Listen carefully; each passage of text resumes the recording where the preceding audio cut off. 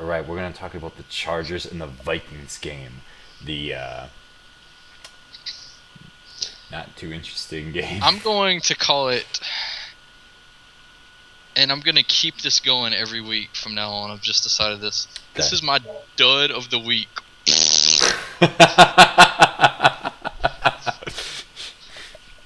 Boring game. It's got a little bit of competition from the Thursday night game, since that was on national television, Yeah. especially. But Thursday night games are almost always terrible, so it's almost unfair to even. Of course, that game sucked. Let's get back to the game at hand. Chargers. Melvin Gordon, do you think he's overhyped, or you think the Chargers are just bad? I think the Chargers. There's a lot of things that can come up to it. To answer your question simply and foremost, I don't think Chargers are as good of a team as to be expected this year. I First agree. and foremost. Secondly, is because of that, does that sacrifice what Melvin Gordon's potential could have been? Maybe. Maybe not, because I mean, excuse me, Monte Ball came out also from Wisconsin, went to Denver, who was really fucking good, or they still are, but I mean, like, he was expected to be really, really a powerhouse and did nothing for him. He had one season that he had a great. Was it the Super Bowl year? He had a good season that season. That was his And rookie now, season, and right? he wasn't really in it that much, really. Hmm. Uh, I think he maybe showed some. He had some explosive plays.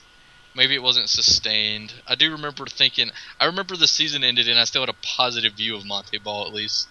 And he had few and far in between, right, and then they just kind of gave up on him. That being said, I think they Melvin did. They did Gordon. do that. I think Melvin Gordon is probably going to be better than what Monte Ball did in his NFL career. Now, then I think the third thing is,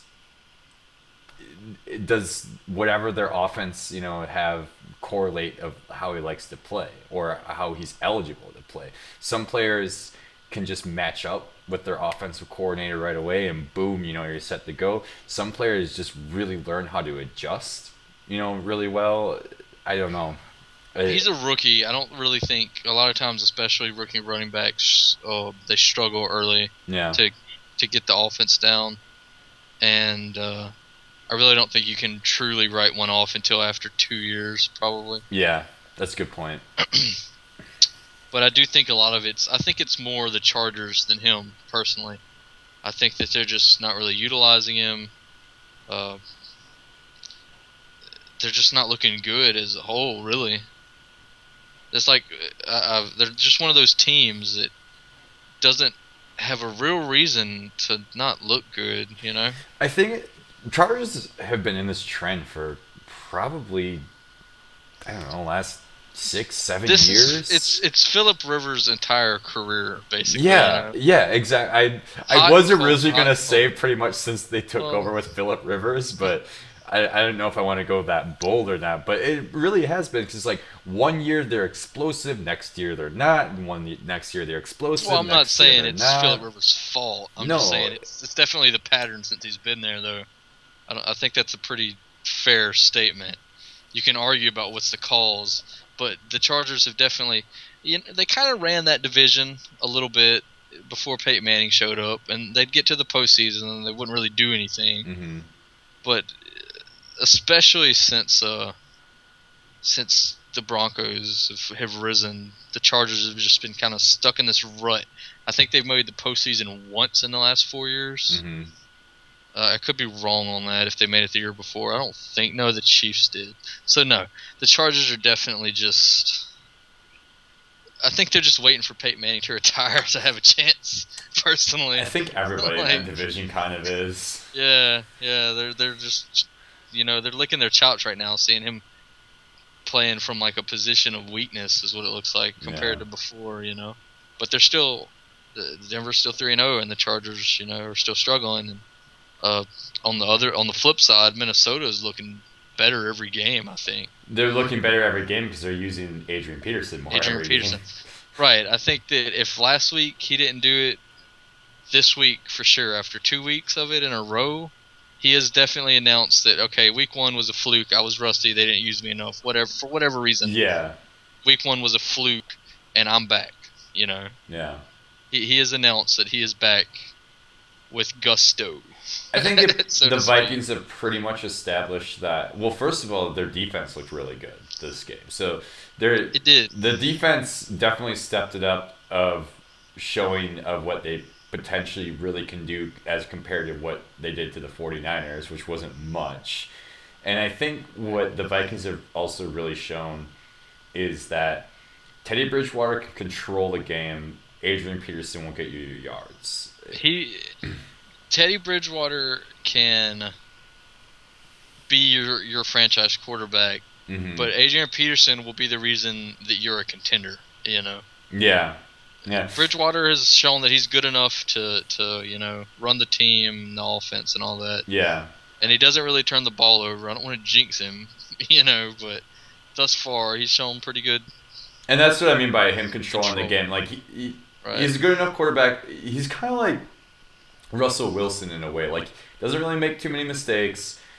Doesn't make Yeah. too many interceptions. You know, just Pretty make mobile sure too that yeah. in that Well, I mean, aspect. obviously he's a second year pro, Right. so he Right. should be Right. pretty mobile. But Right. um, he just goes out there and makes sure that he does the short pass or well, I guess he has a few long passes in there too, and just make sure that just don't make the mistakes. Just keep on punching Right. through, and come away with a win, and you And can I, do it.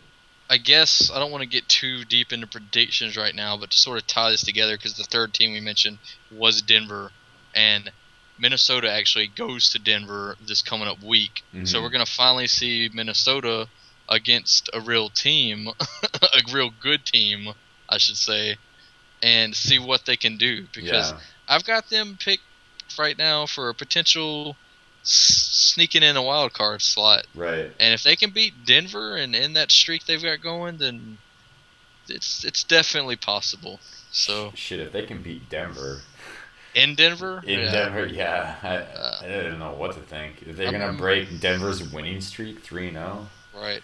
We'll come back to that, and we can talk about that and then predictions, and we'll come back to it after the game. Obviously, Yeah, it's going to be an interesting recap on that game. I think more interesting than this one. Sorry I'm if you watched the whole expecting. thing. Yeah.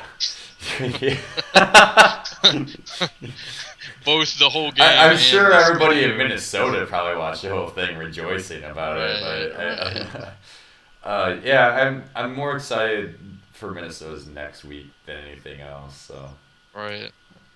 So boring game. Didn't really tell us a whole lot about either team. I don't feel like mm-mm. other than I mean Adrian Peterson's still good. Shocking. Yeah, Like the eh. the most shocking thing is him just not playing week one. But ever since, like, did you really Right, think he's gonna come right. out here with a bad year? I mean, Just further cemented that he's still got it. That's mm, basically the big takeaway I took from this game. mm, Chargers are struggling and AP still got it. yep. You know. There you go.